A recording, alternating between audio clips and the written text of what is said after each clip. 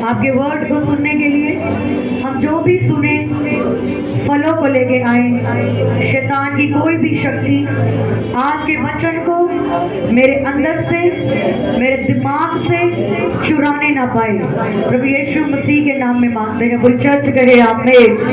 जोर से तारीफ करें पवित्र आत्मा के लिए, जोर से। हालेलुया। अपने पड़ोसी की ओर देखो, आपको जय मसीह की आपका दिन आशीषित और मुबारक हो। आज के दिन परमेश्वर आपसे बात करे। अपने पड़ोसी की ओर देख के बोलना है कि आज के दिन परमेश्वर आपको आजाद करे, आपसे बात करे, आपको ब्लेस करे। आज का दिन आपका है। आमीन। सब जन निकाले पुराना नियम मलाकी की पुस्तक, उसका 3 पेज नंबर 1110। जिसमें नहीं है उसको दिखाओ। मलाकी 3 उसका 1110 पेज नंबर पुराना नियम।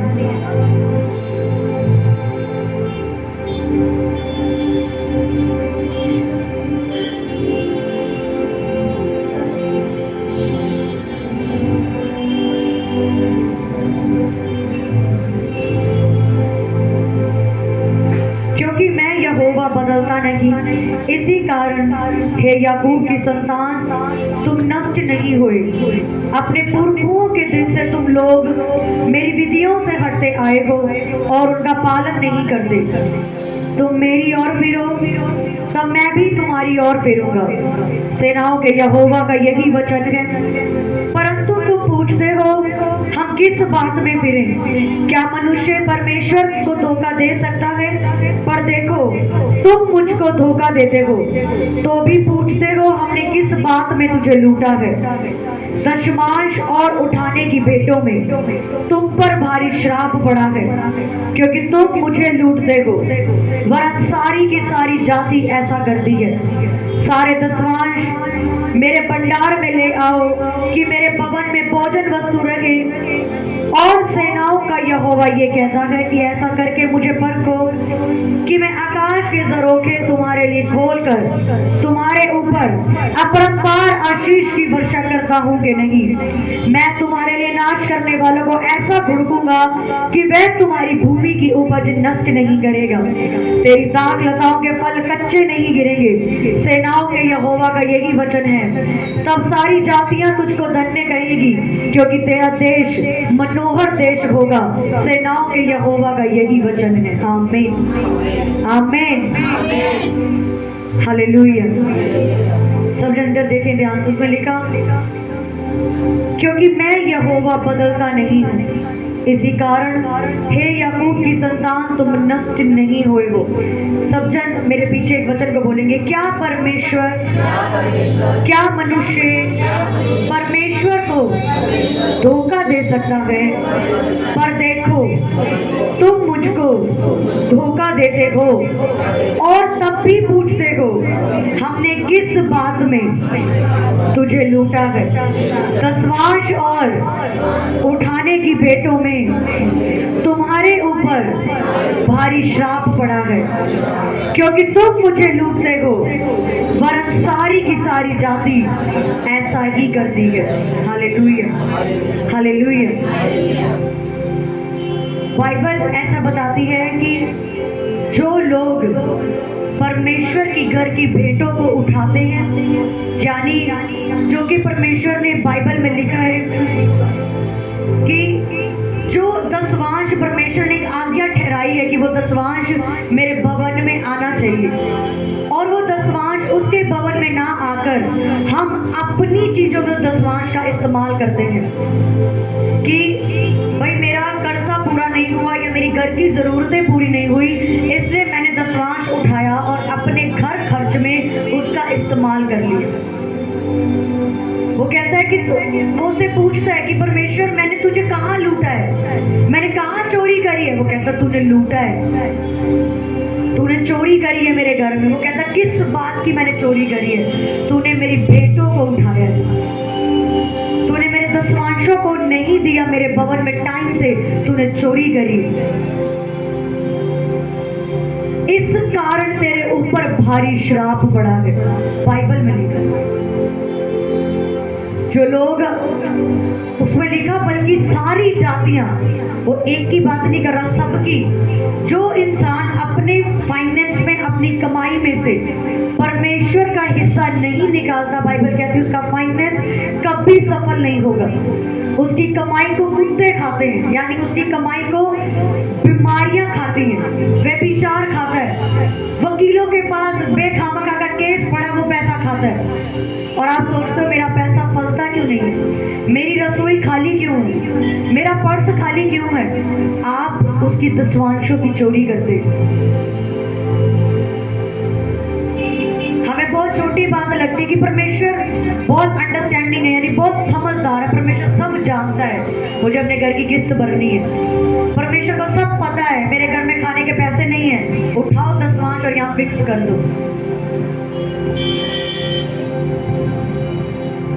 अब क्या परमेश्वर ये कहता है कि तुम मुझे पैसे दो? क्या पैसा बनाने वाले को पैसा चाहिए आपका? ये प्रकृति का नियम है कि जब तक एक व्यक्ति कुछ बोएगा नहीं, वो कुछ काट नहीं सकता। आपको अगर फाइनेंस की ब्लेसिंग चाहिए, अगर आपको अपने पैसों में एक बरकत देखनी है, आपको बोना पड़ता है।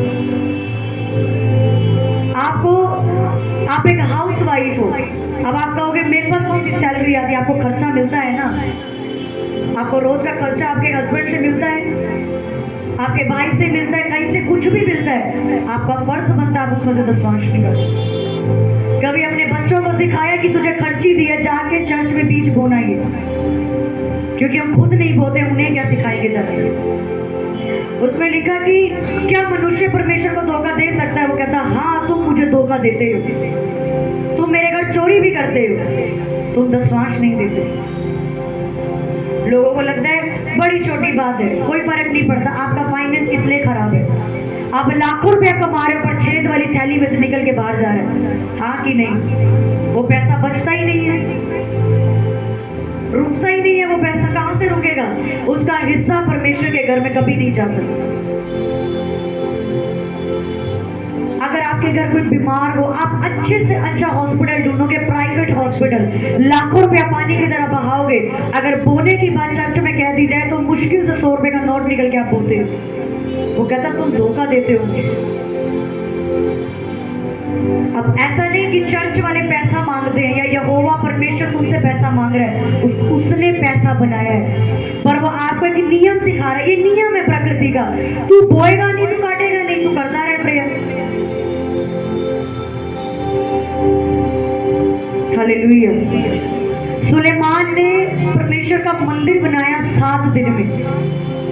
उसने परमेश्वर का मंदिर बनाया, पुराना नियम बताता है, उसने सारा सोना चांदी, उस टाइम पे यही सब होता था, कितने महंगे से महंगी लकड़ियां, कितने महंगे से महंगा उसने इस्तेमाल किया, हीरा, सोना, चांदी, पीतल इस्तेमाल करके उसने परमेश्वर का घर बनाया। बाद में जब 7 दिन के बाद जब परमेश्वर ने उसको वापस लौटाया, उसका खुद का घर बनने में 13 दिन लगे। आप परमेश्वर को हरा नहीं सकते, जब आप बोते हो वो आपको डबल वापस कर दे। पर कितना बोते हो, कितना बोया है आज तक, और कितनी चोरियां करी हैं परमेश्वर के घर में। अब हम बाहर चोरी नहीं करते, हम परमेश्वर के खुद के घर में बैठ के चोरी करते हैं। वो कह रहा अगर तुम सारे दसवांश भंडार में ले आओ, मेरे भवन में यानी चर्च में भोजन वस्तु रखे, सेनाओं का यहोवा ऐसा कहता है, तब मुझे परखो, मैं आकाश के झरोखे तेरे लिए खोल दूंगा। आप बताओ आपका फाइनेंस क्यों खराब है? मिल रहा है कि नहीं जवाब? क्यों आपके पति की कमाई नहीं फल रही? क्यों आपकी रसोइयां खाली पड़ी रहती है? कभी अपने पति को चर्च नहीं आता, ठीक है, कभी उसको एक बार भी समझाया है कि आपका फर्ज बनता है, आप मत जाओ, अपना बीज परमेश्वर के घर भेजो। आपका पैसा नहीं फल रहा है, हमारे घर में कर्जे पे कर्जा चढ़ रहा है, हम बाहर 4000 रुपए कर्जा फालतू देंगे, वो 4000 रुपए कभी परमेश्वर के घर ये कह के बोया है, आज मैं अपनी कमाई से एक्स्ट्रा बोता हूँ, इस चर्च में मैं अपने पैम्पलेट के पैसे बोके जा रहा हूँ, मैं इस चर्च में अनाज की ऑफरिंग बोके जा रहा हूँ, मैं चर्च के लिए या क्रिसमस के लिए कुछ भी जो आपका मन करता है, मैं बोके जा रहा हूँ। हम बीमारियों में पैसा लगाने को तैयार हैं, हम ब्याज में पैसा भरने के लिए तैयार हैं, पर परमेश्वर के घर में बोने के लिए हम बिल्कुल तैयार नहीं हैं। उसने लिखा, तुमने मेरे घर को लूटा है दशमांश और उठाने की भेंटों में, इसलिए तेरे ऊपर भारी, सिर्फ नॉर्मल श्राप नहीं, भारी श्राप तेरे ऊपर पड़ा हुआ है। एक व्यक्ति श्राप के नीचे, जिसका फाइनेंस बिल्कुल बिखरा हुआ है, कुछ फलता ही नहीं है। एक व्यक्ति 1 लाख कमा के भी गरीबों की, कंगालों की जिंदगी जी रहा है, और जो दशमांश बोता वो 10,000 कमा के भी ब्लेस है। कभी भी देखना अपने घर में आप, जो बंदा हजारों रुपया कमा रहा है और कभी परमेश्वर के घर नहीं बोता, कभी दशमांश नहीं बोता, कंजूस बनता है परमेश्वर के लिए, उसकी कमाई और जो 5,000 रुपए कमाता है, उसकी कमाई में फर्क देखना। हालेलुया। उसने कहा, अगर तुम मेरे घर में बोते हो, मुझे परखो। फिर परमेश्वर कह रहा है, मुझे फिर परख। इंसान को कह रहा है, बोया है, अब परख मुझे, मैं कितना देता हूं मुझे। वो कह रहा है कि मैं तेरे लिए नाश करने वालों को भी गुड़क दूंगा, तेरी भूमि की उपज फिर नष्ट नहीं होगी, तेरी दाखलता के फल भी कच्चे नहीं चढ़ेंगे। जो आपका पैसा ब्याज में जाता है, सब बंद होगा जब आप बीज बोते हो। बीमारियों में जाना बंद होगा जब आप बीज बोते हो। हालेलुया। ये शैतान है जो आपको कंजूसपन की आत्मा में घुसा के रखता है हर वक्त। क्या करेगा? बोगे, चर्च में बहुत पैसा है, उसको मालूम है ये बोएगा, इसके सारे रास्ते खुल जाएंगे। नीति वचन में लिखा, भेंट तुझे बड़े लोगों के सामने खड़ा करती है, भेंट तेरे रास्ते खोलती है, भेंट रास्ते खोलती है। कुरनेलियस का बाइबल में लिखा, तेरे दान याद किए गए।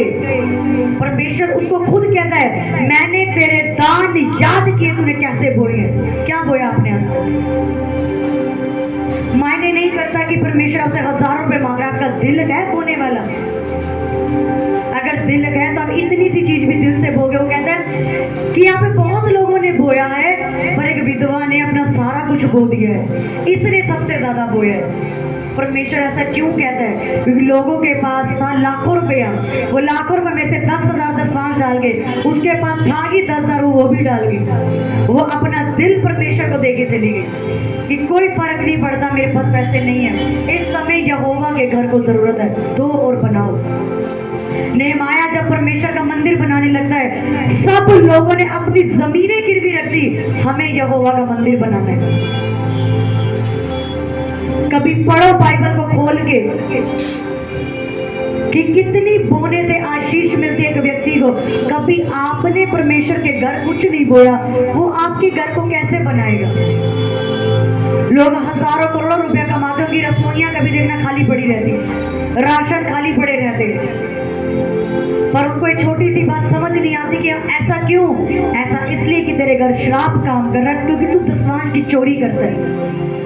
अगर तेरा पति विश्वासी नहीं है तो बाइबल कहती पत्नी के विश्वासी होने की वजह से पति बचाया जाएगा। कभी पति को अकल दी है दशमांश बोना जरूरी है? कभी पति को अकल दी है कि लाओ एक्स्ट्रा पैसे दो, मुझे चर्च में पैसे बोने हैं, अपनी खर्ची मिलनी चाहिए, अपने सूट के पैसे आने चाहिए, बस बात कर दो। अपनी जरूरतों के पैसे मिलने चाहिए, बाकी हमें किस चीज से लेना देना नहीं है। ये परमेश्वर कह रहे हैं कि जो व्यक्ति बोने में कंजूस है, उसके ऊपर श्राप हमेशा पड़े रहेंगे।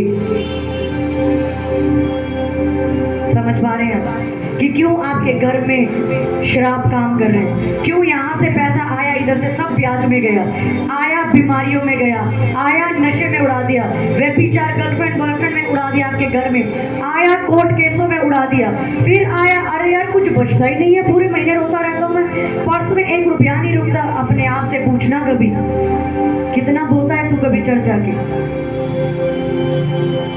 सबसे पुराना नोट ढूंढो जेब में, जो फटा होगा निकाल दो और डाल दो।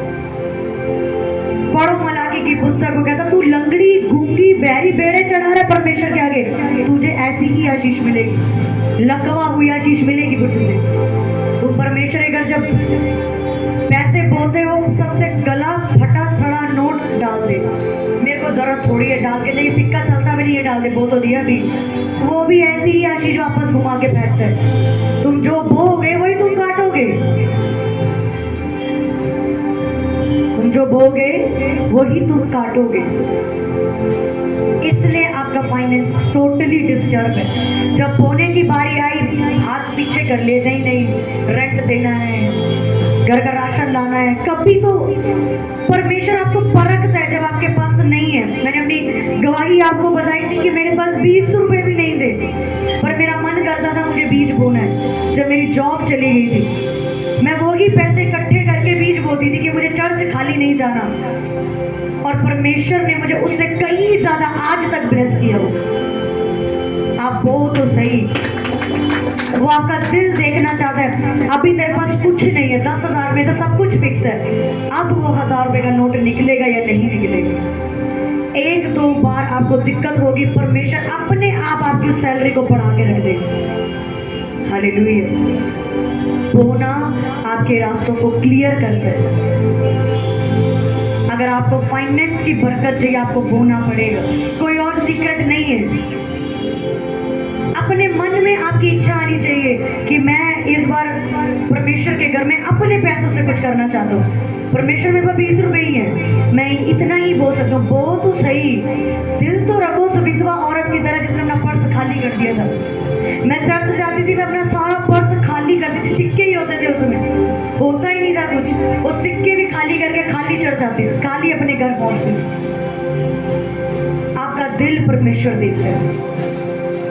आपको ब्लेस हमने नहीं करना, परमेश्वर ने करना है। वो आपका मन जानता है, तू कितना कंजूस और कितना दिलदार है तू। Hallelujah, hallelujah. उधर लिखा, सारे दसवांश मेरे भंडार में ले आओ। जब आप बोना शुरू करते हो तो क्या होता है? तब सेनाओं का परमेश्वर कहता है, अब परख मुझे।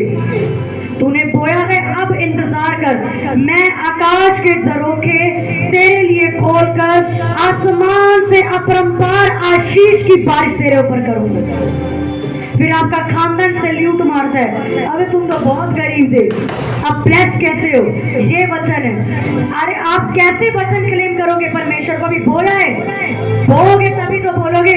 तूने कहा था परमेश्वर कि तू बोएगा, मुझे परख। अब मेरा काम कंप्लीट, अब अपना काम करो परमेश्वर। अब आप मुझे बरकत दो। अब मेरा पैसा ब्याज में नहीं जाना चाहिए, अब मुझे सबसे अच्छी बरकत चाहिए, अब मुझे मेरे घर का फाइनेंस अच्छा चाहिए, अब मेरी रसोई मुझे ब्लेस चाहिए। मांगोगे क्या? खुद ही लुटेरे हो, मांगोगे कैसे? अपने ईमान को पता, बोया तो कुछ है नहीं। वचन बोलने में खुद को बेइज्जती फील होगी, वचन बोलते वक्त शर्म आएगी। बोया कुछ नहीं है, इतना भारी भरकम वचन लेके खड़ा हूं मैं। अपरंपार वर्षा, काय की अपरंपार वर्षा? 1 रुपए का सिक्का बोलते वक्त तो रोने लग जाते हैं। अपना दिल खोलो।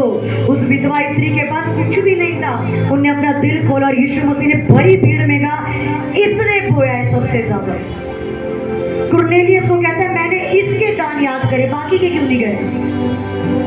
कैन और हाबिल में से एक ही भेंट परमेश्वर ने स्वीकार करी। वो कह रहा है, तू कंजूस मन से भेंट लेके आया है, ये पूरे दिल से लाया। जब भी बीज बो तो दिल से बो, कुड़कुड़ा के मत बो। हाय मैंने बो दिया, अब किराया, अब राशन, स्कूल की फीस, ट्यूशन की फीस, बो दो और भूल जाओ। और फिर इस वचन की घोषणा करो, प्रभु तूने कहा था मैं बरकत दूंगा, मुझे बरकत दे। तूने कहा था कि तेरी कमाई के फल नहीं कच्चे चढ़ेंगे, प्रभु मेरी कमाई में ब्लेसिंग्स को दे। हालेलुया। ये साल खत्म होने में सिर्फ 1.5 महीने है, जो कभी नहीं बोया उसको बो, ताकि जब नए साल में एंटर करो तो कुछ पता हो बो के आया हूं। हालेलुया। आपको लगना चाहिए मैंने कुछ बोया है। 1-2 महीने तक वो थोड़ा दर्द होना चाहिए, बो के आया हूँ, सारा सिस्टम हिल गया, बो के आया हूँ। और फिर क्रिसमस और अगले साल पे एंट्री करो। बोया कुछ नहीं, मांगोगे क्या परमेश्वर से? हालेलुया। ये थोड़ी कंजूसपन की आत्मा के लिए भी प्रेयर कर लिया करो। परमेश्वर इस कंजूसपन की आत्मा, चोरियों की आत्मा से बाहर निकाल। आज तक जितने दसवांश चोरी करे आपने या आपके घर वालों ने, उसकी वजह से आप श्रापित हो। लेकिन जब आप प्रेयर करोगे वो सारे श्राप परमेश्वर तोड़ देगा। अपने हाथों को उठाओ, अपनी आंखों को बंद करके आज तक आपने जितनी कंजूसी करी है ईमानदारी से, आपको लगता है मेरे घर में बहुत बार दसवांशों की चोरी हुई, हेर फेर हुई, दसवांश की जगह मैंने इधर उधर पैसा फिट करने की कोशिश करी, मुझे माफ कर दे परमेश्वर। मैंने तेरी बेटों के वक्त कंजूसियां करी हैं खुदावंद, आपका ईमान जानता है आपने क्या किया। अपनी आंखें बंद करो और सीक्रेट अंगीकार करो और माफी मांगो कि प्रभु मैंने बहुत कंजूसी करी है तेरे भवन में, मुझे क्षमा कर खुदावंद। जो श्राप मेरे ऊपर आया चोरी करने के द्वारा, बीज ना बोने के द्वारा, कंजूसियों के द्वारा, आज वो श्राप मुझ पर से और मेरे घर से सदा के लिए खत्म कर खुदावंद, और ब्लेसिंग को खोल मेरे ऊपर परमेश्वर। मुझे ऐसा बना कि मैं अपने मेरे खुदावन अपनी जिंदगी से बेस्ट बीज बो सकूं खुदावन। मुझे बोने वाला मन दे कि मैं बेस्ट से बेस्ट चीजें, अच्छी से अच्छी चीजें, अच्छे से अच्छा अनाज मैं तेरे घर में लेके आ सकूं खुदावन, क्योंकि ऐसा तेरा वचन है कि जब तुम मेरे घर में बोते हो मैं सारी आसमान की खिड़कियां खोल के तुझे बरकत देता हूं। परमेश्वर मुझे बरकत दे और मुझे खुदाबंद माफ कर। मैंने आज तक जो भी पाप किया, जो भी चोरियां की है, मुझे क्षमा कर। आज से मैं वायदा करती हूँ कि मैं बोऊंगी। वायदा करो परमेश्वर के साथ कि खुदाबंद मैं नए साल में एंट्री करने से पहले अपने बेस्ट बीजों को दिल से, ईमान से, वफादारी से, विश्वास से मेरे खुदाबंद में बोऊंगी। जो आज तक मैंने खुदाबंद नहीं बोया मैं बोऊंगी परमेश्वर। जो मेरे खुदाबंद तेरा वचन कहता है मैं उसको पूरा करूंगी। सभी जन वायदा करें परमेश्वर के साथ कि खुदावन मैं तेरे पीछे चलने का वायदा करती हूँ। मैं अपने बच्चों को ये शिक्षा दूंगी कि वो तेरे मार्गों पे चले, तेरे भवनों में बीज बोए। मैं अपने घर के सभी लोगों को मैं शिक्षा दूंगी, मैं अपने पड़ोसियों को शिक्षा दूंगी, अपने रिश्तेदारों को शिक्षा दूंगी कि खुदा के घर में जब हम बोते हम बरकत को पाते हैं। ऊंची आवाज में आप सब प्रेयर करें कि खुदावंद मैं इस वचन को जो सीख के जा रही हूँ मैं दूसरों को सिखाऊंगी। बोलो परमेश्वर मैंने जो कुछ भी आज सीखा है मैं वायदा करती हूँ मैं दूसरों को सिखाऊंगा। मैं अपने बच्चों को, अपने परिवार के हर सदस्य को तेरे पीछे चलने का वायदा करती हूँ। खुदावंद मुझे और मेरे परिवार को बदल, हमारे ऊपर से सारे श्रापों को खत्म कर। आज से हम वायदा करते हैं परमेश्वर हम अपने बेस्ट चीजों को, बेस्ट बीजों को आपके भवन में लेके आएंगे। प्रभु यीशु मसीह के सामर्थी नाम में मांगते हैं। पूरी चर्च कहे आमीन, आमीन।